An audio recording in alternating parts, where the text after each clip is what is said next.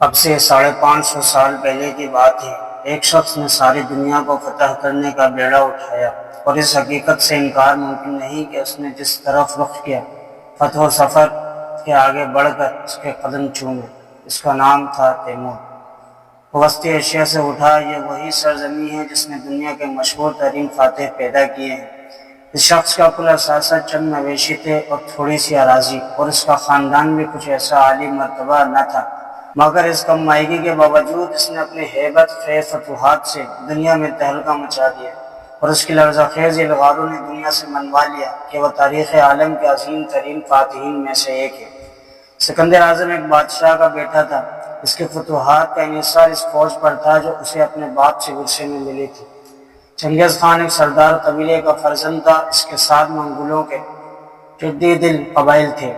قدرت نے تیمور کو اس قسم کے اسباب کامرانی سے محروم رکھا تھا، مگر اس نے اپنی ہمت اور ذہانت سے ایک ایسی قوم پیدا کر لی جس کا مرکز اس کی ذات تھی، اور یہ انواع کثیر اس کی قیادت میں آندھی کی طرح سارے ایشیا پر چھا گیا۔ اس نے نصف دنیا کی فوجوں کو یقین بعد دیگرے شکست دی۔ وہ پے در پے بھرے پڑے شہروں کو برباد کرتا اور اپنی پسند کے مطابق دوبارہ آباد کرتا رہا۔ جن شاہراہوں پر اس کا تسلط تھا، ان پر دو بر اعظموں کے تجارتی قافلے دن رات گھر میں سفر رہتے تھے۔ اس کے تصرف میں عظیم الشان سلطنتوں کی دولت آئی، اور اس نے یہ دولت اپنی مرضی کے مطابق صرف کی۔ وہ دشوار گزار پہاڑوں کی چوٹیوں پر ایک مہینے کے اندر اندر عالیشان محلات تعمیر کرا لیتا اور ان میں داد عیش دیتا۔ غرض اس خرابہ ہستی پر دبست قابو پائے، اور پھر اسے اپنی منشا کے مطابق ڈھالنے کی جتنی کامیاب کوشش اس نے چند روزہ زندگی کے محدود عرصے میں کی، اتنی شاید ہی کسی انسان نے کی ہوگی۔ یورپ تیمور کو آج بھی اس طرح ٹیمپلن کہتا ہے جیسے وہ کوئی معمولی سا بادشاہ تھا۔ در یورپ کی موجودہ تاریخی کتابوں میں اس کی مملکت کا نام سلطنت تیمور ہی لکھا جاتا ہے، لیکن جو باشندگان یورپ تیمور کے ہم عصر تھے وہ 500 سال قبل اس کی مملکت کو ملک تاتار کہتے تھے۔ وہ ان کے ذہنوں میں تیمور کا تصور بس اتنا ہی تھا کہ یورپ کی حدود کے اس طرف ایک مطلق العنان اور ظالم بادشاہ سنہری خیموں میں بیٹھا اپنا گرد و پیش پر حکومت کر رہا ہے، اور وہ کٹے ہوئے انسانی سروں کے مینار کھڑے کرتا ہے جن پر راتوں کو غیبی شعلے لہراتے ہیں۔ مگر ایشیا اس سے خوب اچھی طرح واقف تھا۔ اہل ایشیا کو اس پر فخر بھی تھا، اور وہ اس سے آزردہ خاطر بھی تھے۔ اس کے دشمن اسے بھیڑیا سمجھتے تھے جو دنیا کو بھنبورے ڈال رہا تھا، مگر اپنوں کی نظر میں وہ شیر زیاں تھا۔ البتہ یورپ کا حال یہ تھا کہ نابینا ملٹن نے سنے سنائے حالات کی بنا پر تیمور کے کردار کا ایسا بھیانک تصور پیش کیا کہ اسے شیطان ہی بنا دیا۔ مگر شاعروں کے برعکس تاریخ نویسوں نے خاموشی اختیار کی، کیونکہ تیمور کا مقام متعین کرنا آسان نہ تھا۔ وہ نہ کسی خاندان سے تعلق رکھتا تھا، نہ کسی عظیم انسان کی نسل تھا۔ ہاں، خود ایک خاندان کا مؤسس اعلیٰ ضرور تھا۔ وہ روم کی اینٹ سے اینٹ بجا دینے والا اکیلا بھی نہ تھا جسے وحشی کہا جاتا ہے۔ اس نے تو صحرا کے ویرانیوں میں اپنا ایک روم تعمیر کر ڈالا۔ اس نے اپنے لیے تخت پیدا کیا، مگر خود بیشتر عمر گھوڑے کی پیٹھ پر گزار دی، اور جب تعمیرات کی طرف توجہ کی تو کسی نمونہ تعمیر کی نقل نہ کی، بلکہ اپنی پسند کا ایک نیا اور اچھوتا طرز تعمیر نکالا۔ جب اس نے دمشق کو نظر آتش کیا، شاید اس وقت وہاں کے واحد گنبد نے اس کے ذہن میں اپنے وطن کی فلک رس پہاڑی چوٹیوں اور اس گنبد کا جو مجموعی نقش ابھارا، اسی سے اس نے نیا طرز تعمیر نکالا۔ موجودہ روس کے تمام عمارتیں اسی طرز کی ہیں، اور یہی طرز تعمیر دنیا کی حسین ترین عمارت تاج محل کا بھی ہے، جو ایک مغل بادشاہ کے ذہن کا شاہکار اور آل تیمور کی حسن کاری کی ایک غیر فانی یادگار ہے۔ مورخوں نے تیموری عہد کے یورپ پر پوری روشنی ڈالی ہے، اور اس زمانے کے یورپ کا حال بڑی تفصیل سے لکھا ہے۔ وہ ہمیں بتاتے ہیں کہ کس طرح ان دنوں وینس میں مجلس ارکان عرش برسر اقتدار تھی، کس طرح دانتے کے تقریباً ایک پشت باز ریمری اس زمانے کا موسولینی بننے میں کامیاب ہو گیا تھا۔ پیٹرارک ان دنوں تصنیف و تالیف میں مصروف تھا۔ فرانس میں 100 سالہ جنگ اپنا بے برکت دور پورا کر رہی تھی، اور اورلین اور برگنڈی کے لوگ نیم دیوانہ چارلس کی خدمت متلفت میں نظروں کے سامنے پیرس کے قصابوں سے نبرد آزما تھے۔ یورپ اس وقت اپنی تاریخ کے ابتدائی دور میں تھا۔ ازمنہ وسطی کہ جہالت کا پردہ ابھی تک ان کی آنکھوں پر سے پوری طرح ہٹا نہ تھا، وہ نشاط ثانیہ کی چنگاریاں ابھی شعلہ افروز نہ ہوئی تھی۔ ابھی تو تہذیبی آسائشوں کے لیے بھی یورپ مشرق ہی کا دست نگر تھا۔ ریر و دیبا، چاندی، سونا، لونگ، الائچی، دار چینی، زیرہ، لوہا اور فولاد بلکہ چینی کے دے دسے برتن تک مشرق سے جاتے تھے۔ اسی تجارت سے جو خشکی کے راستے ہوتی تھی، وینس اور جناب کو دولت کی فراوانی سے چار چاند لگ گئے تھے۔ پھر یورپ پر مشرق کا ایک اور احسان بھی تھا۔ ہسپانیہ میں تمدن و علم و ہنر کے مراکز اشبیلیہ اور قرطبہ عربوں نے قائم کیے تھے، اور انہی کے ہاتھوں غرناطہ میں الحمرا جیسا عجوبہ روزگار محل تکمیل کو پہنچا تھا۔ اور تو اور قسطنطنیہ بھی، جو ایک یورپی شہر سمجھا جاتا تھا، نیم مشرقی تھا۔ آج کل یورپ سے سائبیریا کو جانے والی ریلوے لائن پر ایک چھوٹا سا اسٹیشن آتا ہے جہاں ایک سنگی ستون نصب ہے۔ اس کے ایک طرف یورپ اور دوسری طرف ایشیا کندہ ہے۔ اگر تیمور کے زمانے میں کسی کو یہ ستون نصب کرنے کا خیال آیا ہوتا تو اس نے اسے وینس میں نصب کیا ہوتا، جو یورپ کی سرزمین ہے۔ اس زمانے میں یورپ کی حیثیت ایشیا کے ایک صوبے سے زیادہ نہ تھی۔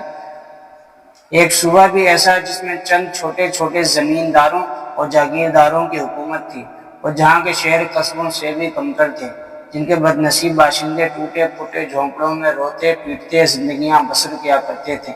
تعجب ہو کہ ہم اس دور کے یورپ کے قواعد سے تو آگاہ ہیں، مگر ہمیں اس صاحب اعظم انسان کے حالات کا علم نہیں جس نے تسخیر عالم کا بیڑا اٹھایا تھا۔ اس دور کے اہل یورپ جب تیمور کے کارناموں کا حال سنتے تو انہیں یقین نہ آتا، وہ انہیں ناممکن قرار دیتے، اور جب ان کی صحت کا یقین ہو جاتا تو اسے فوق البشر قرار دے کر خاموش ہو جاتے۔ جب وہ یورپ کی دہلیز پر نمودار ہوا تو وہاں کے بادشاہوں نے امیر تاتار تمرلین اعظم کی خدمت میں سفیر روانہ کیے۔ انگلستان کے ہنری چہارم نے جو کروشیا کے سرداروں سے جنگیں لڑ چکا تھا، تیمور کی فتوحات پر اسے مبارکباد دی۔ فرانس کے چارلس ششم نے فاتح تیمور کی تعریف میں قصیدے لکھوا کر بھیجے۔ دور اندیش اہل جنوب نے اس کا علم قسطنطنیہ کے باہر نصب کر کے اعتراف عظمت کیا۔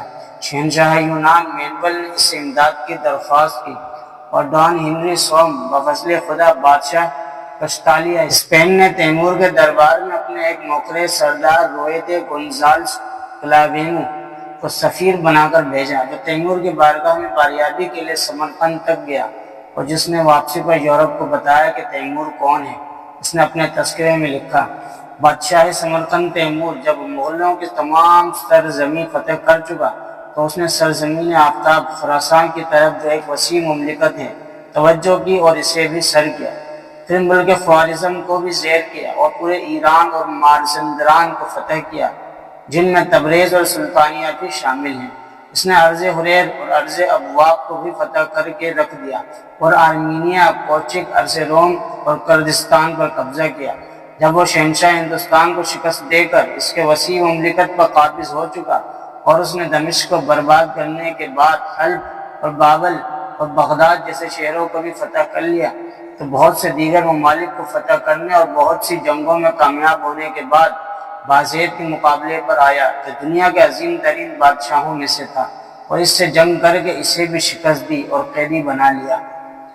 یہ اس کا کلاویہو کا بیان ہے، جو تیمور کی بارگاہ میں باریاب ہوا اور جس نے سمرقند کے دربار میں ملک ملک کی شہزادیاں دیکھی اور مصر و چین تک کے سفیروں کو دست بستہ حاضر پایا۔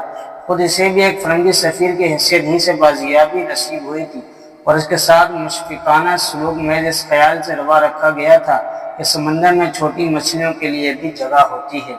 تیمور کو یورپ کے بادشاہوں میں شامل نہیں کیا گیا، اور اس براعظم کی تاریخ کی کتابوں میں بھی اس خوف ہراس نیز ہیبت کی ایک ہلکی سی جھلک ہی نظر آتی ہے، جس سے اہل یورپ کے دلوں میں تھر تھری پیدا ہو جاتی تھی۔ آج 5.5 صدی بعد اہل یورپ پر آیا ہو رہا ہے کہ وہ دنیا کا آخری فاتح تھا۔ نپولین اسمار کی عظمت مسلم صحیح، مگر ہمیں یہ بھی معلوم ہے کہ نپولین کی موت ناکامی و نامرادی کی ظلمت میں ہوئی، اور اسمار کو ایک محدود ملک کی سیاسی قیادت سے زیادہ کچھ نصیب نہ ہوا۔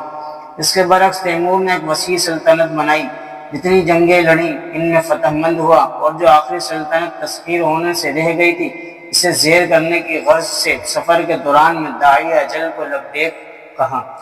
اس کے کارناموں کی عظمت و اہمیت کا اندازہ کرنے اور اس کے عزائم کو سمجھنے کے لیے ضروری ہے کہ ہم اس کے حالات پر غور کریں اور تیمور کا مطالعہ اس نگاہ سے کریں جس سے وہ شہسوار سے دیکھا کرتے تھے، جنہیں اس کے امرکابے کا فخر حاصل ہوتا تھا۔ ہمیں وہی کرنا چاہیے جو قلعہ بیہو نے کیا تھا۔ آئیے خوف و ہراس کے پردے کو ہٹا کر ہولناک قلعہ میناروں کے معاملات دیکھیں۔ تصور میں ایشیا کے اس عظیم شاہراہ پر جو سرزمین آفتاب خراساں کو جاتی ہے، سمرقند کی جانب روانہ ہو جائیں اور اپنے ذہن کو 5.5 صدی پیچھے لے کر جا کر 1335 عیسوی پر مرکوز کر دیں۔ لیجئے دیکھیے، اب ہمارے سامنے ایک دریا ہے۔ اگر آپ اس بارے میں مزید جاننا چاہتے ہیں تو کمنٹ سیکشن میں یس لکھ کر ضرور بھیجیے تاکہ ہم اس کا اگلا پارٹ بھی بنا سکیں۔ شکریہ۔